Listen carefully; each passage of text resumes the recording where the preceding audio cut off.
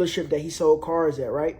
And the owner pulled up in the nicest car on the lot. You know what I'm saying? Amazing car. Think of the nicest car you can in your mind. Think of your dream car. The owner pulled up in one of those, and the car salesman walked up to the owner's car and said, wow, man, this is very nice. This is a great car. You know what I mean? Basically, really just hyping the car up like, wow, this is good.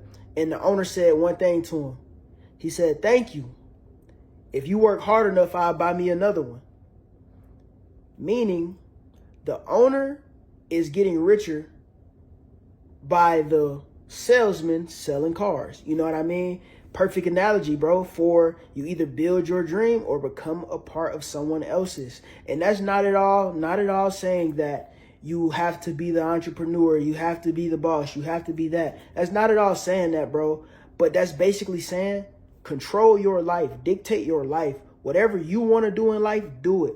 Successful is the teacher who wants to teach because she wants to help somebody. She wants to help kids. She is successful, bro. No matter, it don't matter how much money you make, bro. It don't matter about all that. It matters about you saying that you want to do this, you putting your mind to it, and you getting there. You getting fulfilled. You being fulfilled based on the work you're doing. You know what I mean? That is a success. A success is not the person with the most money. The success is the person that's doing the things that they want to do. And for the car salesman, it wasn't his dream to sell cars. So the fact that he was just doing things, probably drifting through life, you know, he ended up at a car salesman job. He seen the boss, and the boss told him that. And ever since then, the car salesman guy, he figured out his passion in life, and he chased it. You know what I mean? So that's number one. You either build your dream or become a piece of somebody else's. Number two, Superman is only in movies.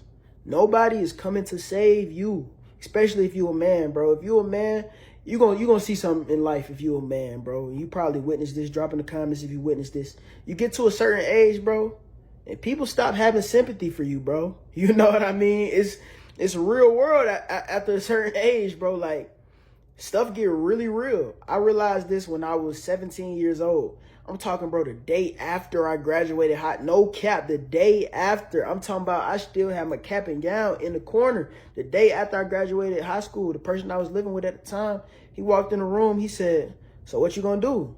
You gonna go to college or you gonna get a job? Because you just not gonna stay here. You feel me? Off dribble, I'm like, twin, I just graduated, you feel me? But that was real because he showed me that life get real and nobody's coming to save shit one day at a time, man. Day by day, man, building this shit by brick. I'm trying to tell motherfuckers, bro, this type of shit don't happen overnight, bro. Never do, never will. You know how lucky you gonna get this shit happen overnight for you, bro? Just like this shit right here was not built overnight, bro.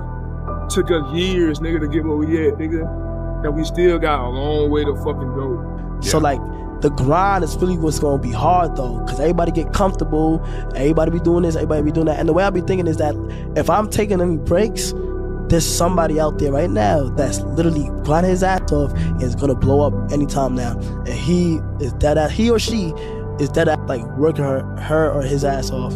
Stay in your motherfucking path. Don't let these other niggas fuck with you. Listen, you on your path, they on theirs.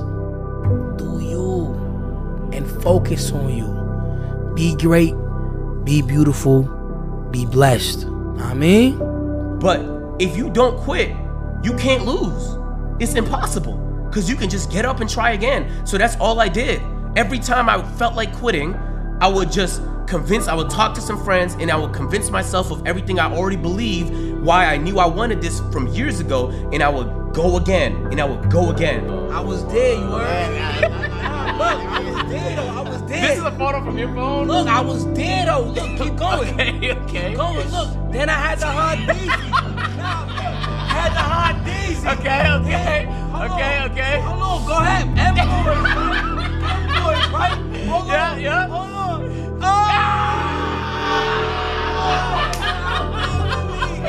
Yo, what the fuck? I prayed for this, y'all. I prayed for this, man. Don't you doubt the kid. I like that phrase now, like it grew on me a lot because, you know, coming up, you always gonna have haters no matter what you do. So like that's one thing you can't worry about. So yeah, for whoever who doubted me, you feel what I'm saying? It ain't looking too good for you in a very unique way. Work hard, bro. Stay focused. Stay on your path. Stay on your fucking grind. I be trying to tell people this shit all the time, bro. I love when niggas bet against me. I love when people bet against me, bro. I love it, bro. Look, y'all remember when I was like 19, it was like, no, you never gonna have like your own shit going. And this really don't even mean shit, cause this is not what we grind for. It's just the little add-ons that come with it. You know what I'm saying? Like, you go so hard, it just come with it. When you go hard, bro, you grind, like, you really just stay true to yourself, bro. These are just add-ons. I call them add-ons, bro. They just add on. You don't need it. I don't need it. You don't need it. We don't need it. But they add on because you grinded for this, bro. They bet against you, and they lost their bread.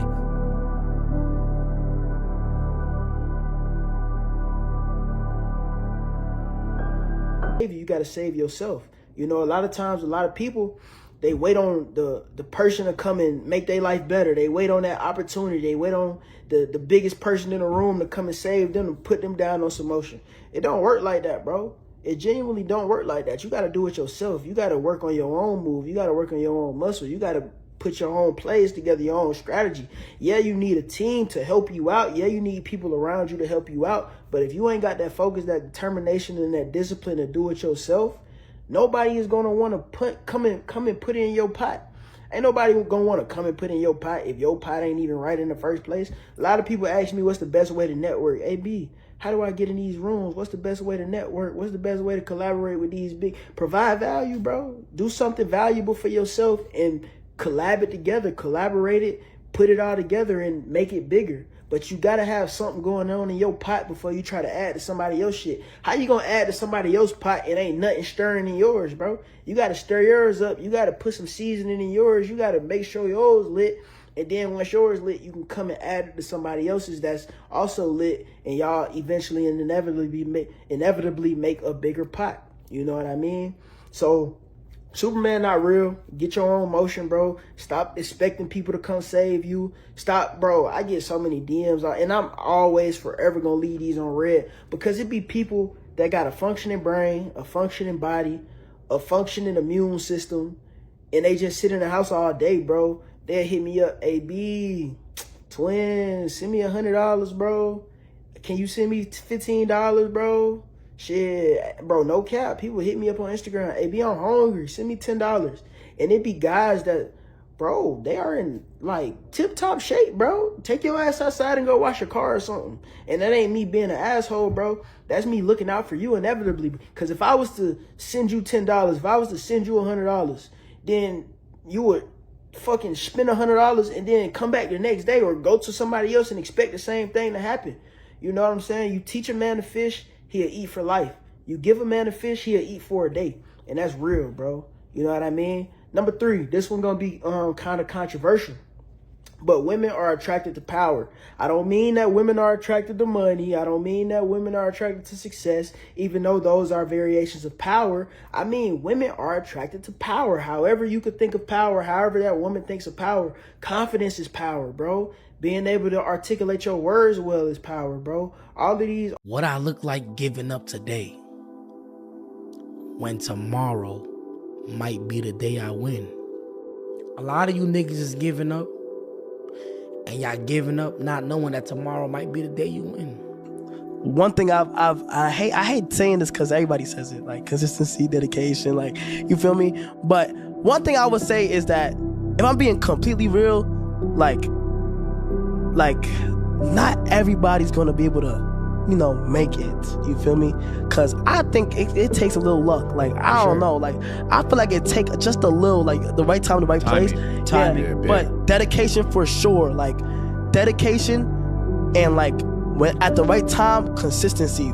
But but people don't understand that, like, slow motion is better than, like, no motion. Like, facts. Like, slow progress is way better than just not having nothing. And I feel like today's, like, right now, people aren't patient. Like, I swear to God, I just feel like people are not patient with the blow up. I feel like people are just trying to rush and trying to hurry up and do this and this, knowing that shit gonna take years. They want to go viral on that. They want to go viral so fast. Yeah. Like, it's like, bro, like, you have to wait. And I just say, play the back until it's time to play the front. And when it's your time to play the front, you go full throttle. Like, Today, like now is the time. Taking this Are forms of power. Think about it. If you are a confident masculine man and you move throughout life with your confidence, and that could translate into discipline, that could translate into money, that can translate into success. Everything that I'm mentioning is a byproduct of power. A woman is attracted to that, bro. Women are attracted to somebody who can protect and provide. And that's why the top guys be getting all the girls, bro. You know what I'm saying? The athletes, the rappers, the influencers, because shit, them the people that's lit, twin. You know what I mean? And you can't go around, and I used to be in this mindset too, bro. Like, man, these girls, man, they gold diggers, one. But in all actuality, bro, what the fuck you expect? I would think it's weird if a girl wanted a bum. I would think it's weird if a girl wanted a nigga with no job. I would think it's weird if a girl wanted a guy that shit don't do nothing but sleep in bed all day. I think that's personally weird. I don't know. So I definitely understand where a girl is coming from when they want a type of guy with motion. It'd be crazy though. It's draw the line when a girl don't provide nothing and bring nothing either, or value. And value don't have to be bread for a girl. Value could be just a peace of mind. If a girl don't bring that and want all that, okay, cool. Now we can talk about that. But yeah, you get what I'm saying. This episode not about females, but if y'all want that type of episode, we can get into it. Next up, you will be underestimated, but use it to your advantage. You know what I mean? And let me explain. When you're a guy coming up into in society and you want to do this or you want to do that or you want to make a name for yourself, bro, you will be underestimated. People will look at you like, yeah, all right, cool. I hear you. All right, yeah, They might hear you out. They might listen to you, but in all actuality, bro, do they think that you genuinely gonna do it? Probably not. And even if they believe, if you win together, y'all motherfuckers figure out how to get money together, well, success is that much better. Because not one person is doing it and providing. Everybody is doing it and everybody is winning, so we can all do great things and nobody feels lesser than. And the dope thing about what y'all are building with AMP, with this world of live streaming, etc., the individuals can flourish. If y'all keep the unit and keep the idea of the unit as a priority, I promise you, you will see the benefits above and beyond. Go ask yourself how many groups are still together and you'll find that the answer is like, facts. It's lesser than. Egos, feelings, emotion, it destroys and tears all that apart. So if y'all motherfuckers are real brothers, real friends, as this starts to bubble and pop, along the way, realize why, realize how everybody shines, and then start to do things so you put each of you in like great positions. It doesn't have to just be one. One can lead the charge, but the charge is what sparks like energy for everything. Facts. We got 22 years, yo. Me and my guys got 22 years. We've seen each other get married, kids, families, homes, have secure lives over the course of 22 years. And no matter what happens in the business, we all look at something that we built and go, we did it. Believe in you, bro. They probably still think it's not possible. They probably still think you just, you know what I'm saying? You just another one of them. You know what I'm saying? So what you must do is use that to your advantage. I tell this story a lot. I'm going to tell it again here. And I'm going to tell you how, why I put this on my paper. It was a certain time and point in life where I was doing YouTube and I was grinding so hard. I was posting a video every day. This around the time when I used to work 50-hour work shifts a week. I used to work 50-hour shifts. You know what I mean? It's total, by the way. Like that whole week, I put in 50 hours, 55-hour shifts. And I would still post a video on YouTube every day. Every single day I'm posting a YouTube video. I would get on break, go home, record a video, rush back to work, driving, editing the video on my phone, damn near about to crash just to get to work to upload the video, you know? And I was so excited about that and happy about that. I told some people. And when I told them, they was like, man, this shit ain't gonna work, man. You know what I'm saying? You better off going back to work. It was like that type of energy. And that shit really upset me, bro, you know? And it really, really, really hurt me. I'm not gonna lie. It really did hurt me. And the people that told me that is people that's near and dear to my heart. And it really hurt me. But what I did was I transferred that pain to purpose. You know what I mean? That made me go harder. I used that doubt as fuel to prove them wrong. The same ones that doubted you is the same ones that's going to depend on you, bro. And that's the best feeling ever, when somebody doubts you and you get it out the mud and you rise above all of that and you prove them wrong. And now they knew it would work the whole time. You know what I mean? So that's one of the best feelings ever. And last but not least, and this is a perfect segue for that, success is only cool after it works, bro. Success is only cool after it works. You know how many people I probably went to high school with, they seen I was doing YouTube and they was like, what is you doing? You know what I'm saying? This shit lame as hell. Like, you know how many people probably thought this was the lamest shit ever? Now they think it's the coolest shit ever. Oh my gosh, bro. My upbringing was definitely rough in terms of like my ability to see the future, like as a kid, and just like, you know, growing up in the struggle like most black people do. Yeah. I mean, I always had big dreams. That's why I'm here. But I didn't envision to make it this far when I was living in the conditions I was. Losing family members, like evictions, going through stuff like that. But even more than smart, I'm competitive. You know, I always wanted to be number one. I always wanted to be the best like I am now. I just want to be the best. I just like to win. It's like an addiction of mine, winning. So, you know, becoming valedictorian, it was like me and this other kid, but he was like, I can honestly say he was smarter than me. Like, and you know, everybody doubted me, like, you're not gonna be valedictorian. And it just made me want to go harder. I'm staying after school. I'm like doing a bunch of extracurricular stuff. You know, that competitive mindset that I got from school, it traveled over to real life and what I'm doing now. I do a little bit like when I was growing up in Pontiac or whatever, or when I got around like high school before college, I was working at TJ Maxx, you know, like a cashier. I put the sensors on clothes and stuff. And I was probably making like $200 a week, you know, which is good for a high schooler. And then by that time I was doing YouTube at the time, and I got like a check for like $200, and I just quit my job completely, because if I can make 200, I can make 2,000, you know what I'm saying? Yeah. It just depends on how hard I work.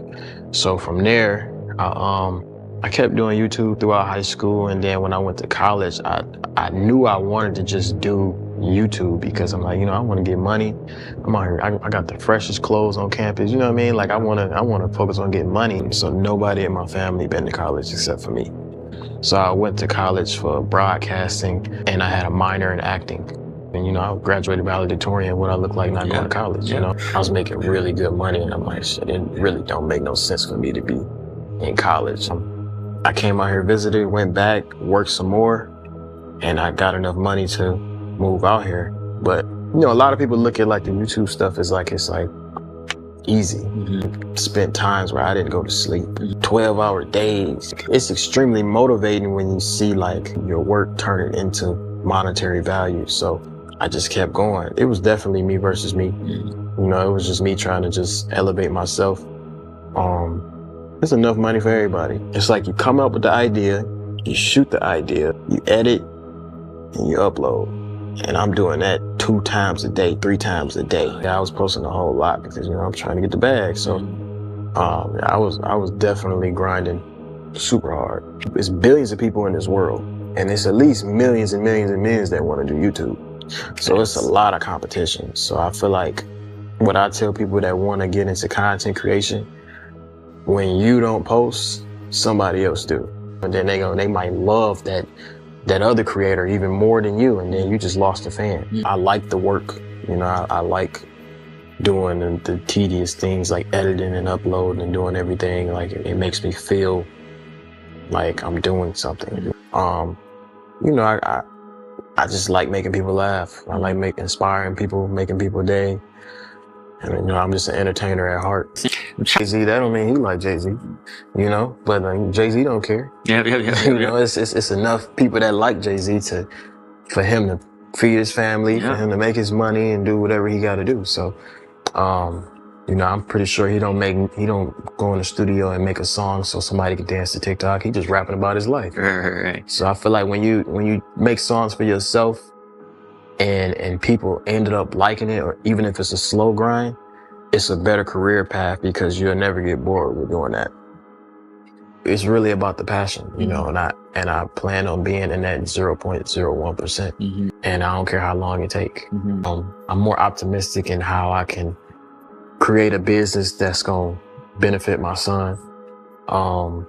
Like I'm working on stuff that's, you know, that'll involve him. So when he grows up, he ain't gotta want for nothing. You know, he got his own money already. So, thinking about his future and not just mine. So, you know, with thinking about two futures, that automatically causes you to have to work harder. So, I've just been trying to go harder and just do as much as I can. Money buys happiness in terms of like, you know, if you want to travel the world and doing all that, but making money doesn't make you like a happier person. You can have a bad day and still be rich. Saving and investing and you know, also, looking into new business ventures and trying to spend it that way. Taking care of my family, of course. Definitely still hustling. Like I tell myself I ain't got nothing yet. So, you know, I just keep myself motivated and humble. So I moved my mom out here. She got her own place. My brother's out here and his son. My little sister's out here. So like my immediate family is living here. So they love you unconditionally. So it's a good feeling. What I take a lot of pride in is I put my family in position to make money for themselves in the YouTube space. I gave a 300,000 subscriber channel to my mom. My brother, we collab all the time, like throw him ideas, he throw me ideas. You know, I feel like the last thing you want to do is have your own people depend on you, and then that puts stress on yourself. All the young people that might be watching this, or you might be in a position where you feel like you're back against the wall or you can't make it, and you can. You know, I feel like it's very important for somebody like me who comes from nothing to tell them that you can make it. You just gotta grind. It ain't gonna be overnight. It might happen a year from now, 2 years, 5 years, even 10 years. It don't matter as long as you get there. So, yeah, just keep going.